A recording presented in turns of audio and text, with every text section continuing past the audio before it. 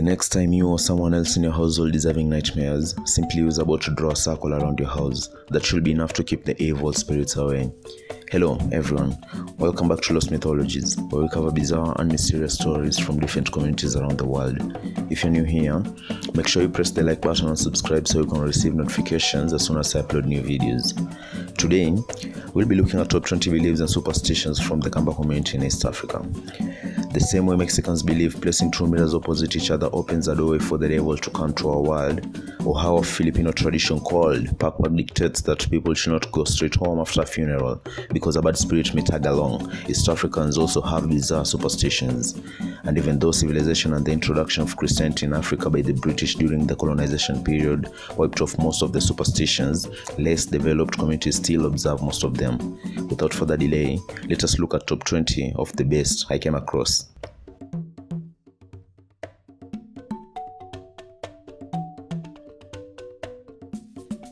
This was prohibited because elders believed that it chases away the gods of the community. In fact, whistling at night will usually result in a thorough beating, and a sacrifice will also be offered as an apology to the gods.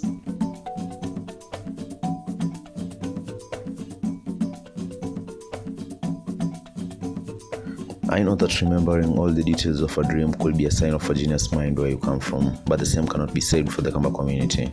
If you remember every detail about your dream from the beginning to the end, then it is a sign that you'll pass away soon. I guess I'm lucky my mind isn't that powerful.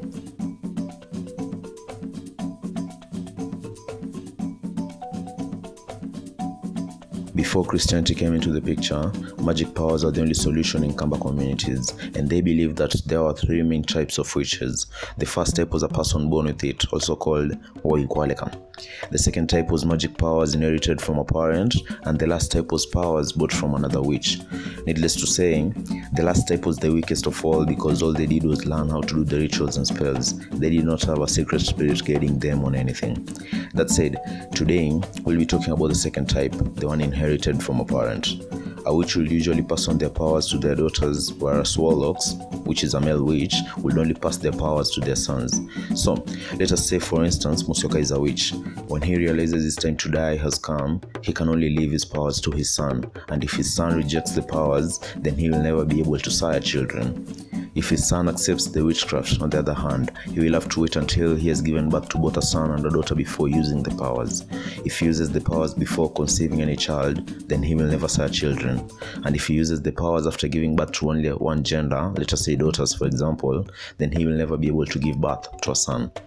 In addition to that, children were also not allowed to interact with magical powers in every sense of the word. And this was even a rule among witches and warlocks. They wouldn't even use a child to do their dirty works. And for children who were born with witchcraft, the powers will not suffice until they were old enough to need them. However, to show that the child has been born as a witch or warlock to the community, they will usually come out of the womb holding things such as seeds or trees. Other times, the seeds or tree branches could be found in the umbilical cord of the mother. When this happened, the parent will take the seeds and keep them safe until the child was ready to start witchcrafting.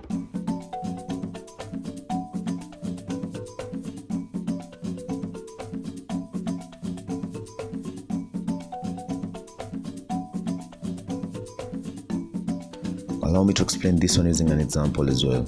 Let us say Musembi has a daughter named Mutindi, and Mutindi goes on to have several children, but never gets married. If she passes away, she won't be buried until one of her children, especially a son, is present. And as you may know, major towns in Kenya back in the day were only two, Mombasa and Nairobi, which means that people had to walk hundreds of miles when going to the cities. There were no telephones either, and the only means of communication was letters that would take weeks to arrive at their destination. So, if Mutindi passes away while all her children are in the cities, elders will have to send young fit men to go to the cities and find one of Mutindi's children and bring them home. In the meantime, a shallow hole will be dug and Mutindi's body will be placed inside, but it wouldn't be covered. And in order to protect it from wild animals, women elders from the community will safeguard the body until the young men come back from the cities.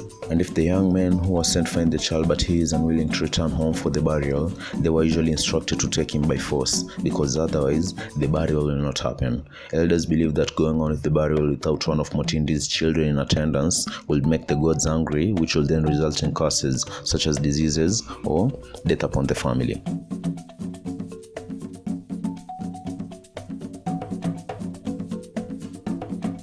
In the past, the most common form of entertainment in the Kamba community was traditional dances which were held on a daily basis. Unlike all dances, some people would be lucky to live with someone, if you know what I mean.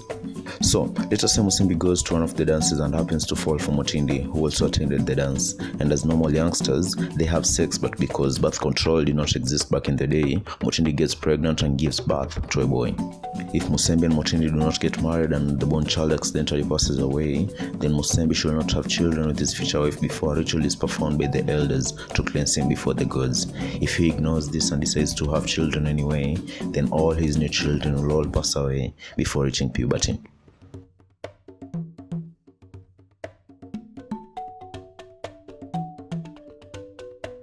I also talked about this belief in the video on 10 bizarre taboos in the Kamba community. I will leave a link to the video in the description. However, for those who are yet to watch the video, the superstition simply states that if you visit a witch or a warlock to get someone killed, then both you and the witch were not allowed to feel sorry or cry over the person's death. Doing so would mean that you are next in line. I guess African gods don't love hypocrites either.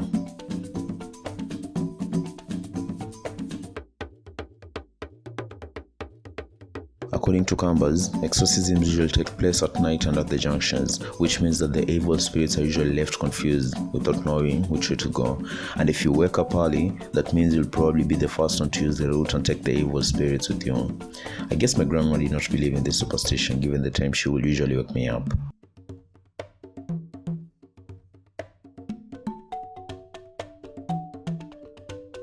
As I mentioned earlier, magic powers are the go-to solutions for Africans back in the day. This also implies that people had to learn how to protect their properties from jinxes and witch infiltrations. So, if Musembi, for instance, is a witch and he wants to go and plant something in a specific household, then he has to ensure the household is not protected. If it is, then Musembi cannot set foot into the compound. And if he ignores this warning and walks into the compound, then he will be stuck in the same position and will become oblivious to his surroundings. In his mind, he will be going on with his rituals. However, in real sense, he'll be stuck in the same position doing the same thing over and over again like he is in an endless loop. Worse yet, he will be stuck that way the whole night until the person who secured the property comes and releases him. With that in mind, as motivational speakers on YouTube always tell us, where there's a will, there's a way. So, let's assume Musembi is still insistent on making someone from a protected family eat grass. This is what he will do. He will call his wife Kasembi, who is not a witch, and hop on her back while entering the compound. This way, it will technically be Kasembi's legs that got into the compound, and since she is not a witch, she won't get stuck. Kasembi will then drop Musembi on the area he wants to carry out his rituals, and once he is done, he will hop back on his wife's back and leave the compound. This reminds me of these boys who carried each other to get into the theater.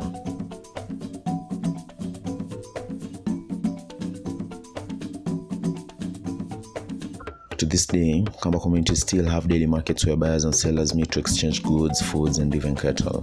And before taking your cattle to such a market, elders suggest that you pluck its fur and leave it in the barn. This way, your wealth will keep multiplying.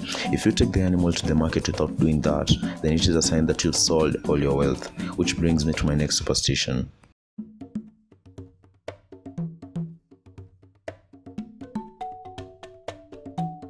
If you disturb or chase away birds nesting on a tree in the family compound, then it is considered chasing away wealth from the compound, and as a result, no one in the family will ever amount to anything, unless, of course, you offer sacrifice to the gods and ask for forgiveness.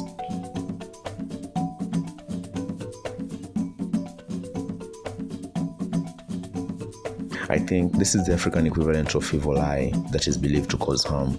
In the Kamba community, the easiest way to spot someone with Jenny is to look at their tongue. Their tongues will usually have lots of black dots, and the Kamba community believe that such people should not make a comment about your property, whether good or bad. So for instance, if someone with Jenny says that your dog looks healthy, it will start losing its shape right away.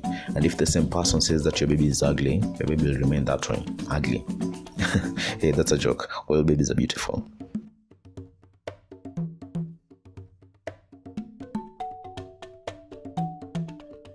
So, let us say Musembi wants to leave early in the morning for a job interview. If the first person he meets is a boy, but Musembi's firstborn is a girl, then that is a sign of bad luck. This means that Musembi has to go back into his house and start the whole process again until he meets someone whose gender matches his firstborn child.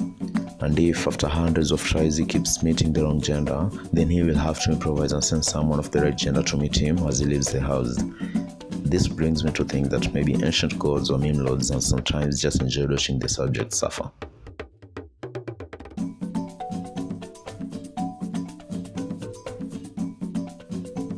As you may know, graves in the past were not 6 feet deep. They used to be just shallow enough to fit the body.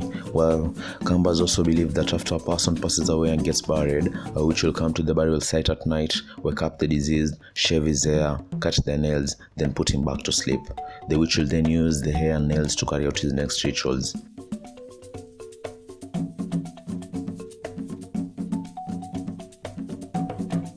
Kambas were hunters and gatherers, and in order to keep their luck high during hunts, Kamba hunters will usually apply blood from one of their kills to the end of their bows and hand slingshots. Doing this assured them that they will never return home empty-handed during a hunt. This reminds me of a guy in Tsavo, Kenya who was caught milking an elephant. True story by the way, but I'll create it another day.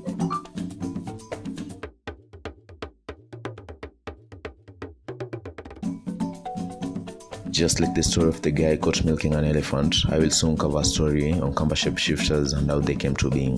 Kambas call these shapeshifters Malyoka, and usually they are people who did not follow the instructions of a witch, and as a result, the gods struck them with a shape-shifting curse. To this day, most Kamba communities still believe Malyoka exist, and some people I have met personally claim to have had encounters with them. And as a part of the curse, the Alyoka usually transforms at the same time every day and at the same spot. And if you want to trap him permanent in his form, then there are two simple ways. The first one is to go to the spot they usually transform and take their clothes. When they come back to transform back into their human form and do not find their clothes, then they'll be stuck in their animal form forever. The second way to have one stuck in its form is to hit it using a sodom apple. Note though, if you're responsible for getting a shapeshifter stuck in its form, then you become its mortal enemy, and its one mission becomes to hunt you down and kill you, and it will never stop until it does so. I wonder why this hasn't been adopted into a movie yet.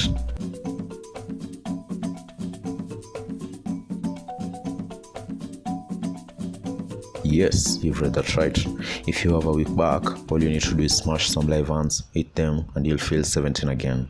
This also explains why Kambas are arguably the strongest tribe in East Africa. But if you think otherwise, drop your thoughts in the comment section below.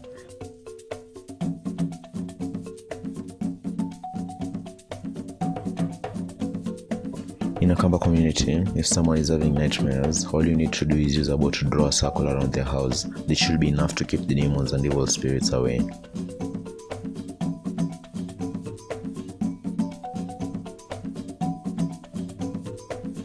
I'm a camping fanatic and I've heard this one on science channels before, so I guess it's more of a scientific discovery than a superstition. But how did the Kambas figure out that a snake cannot cross ash hundreds of years ago?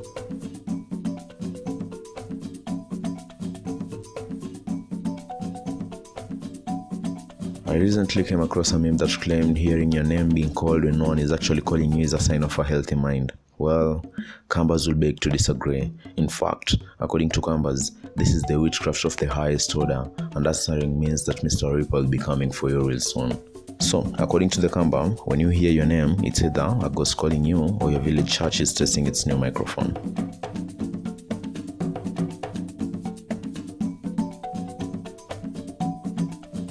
This is another superstition that is still widely held by most Kamba communities. In fact, according to most Africans, the owl is an evil bird.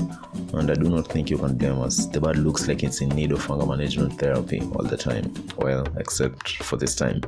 With that in mind, Kambas believe that if an owl comes and lands on the roof of your house when someone in the house is sick, then that person will pass away shortly. The only way to combat this omen is to break a traditional bow, also called biso in Kikamba. Take a piece and throw it above the owl. If you manage to hit it, even better, because that means wherever it goes, it will surely die. I have a bonus superstition for you.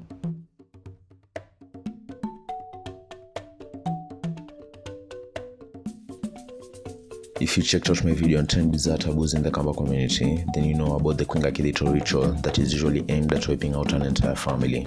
Well, in order to protect their bloodline, traditional Kamba men were advised to have at least one child outside their wedlock.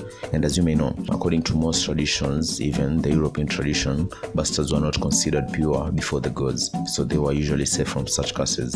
If you liked my content, kindly remember to smash the like button because it supports the channel and allows me to make more videos. Also, subscribe and turn on the notification bell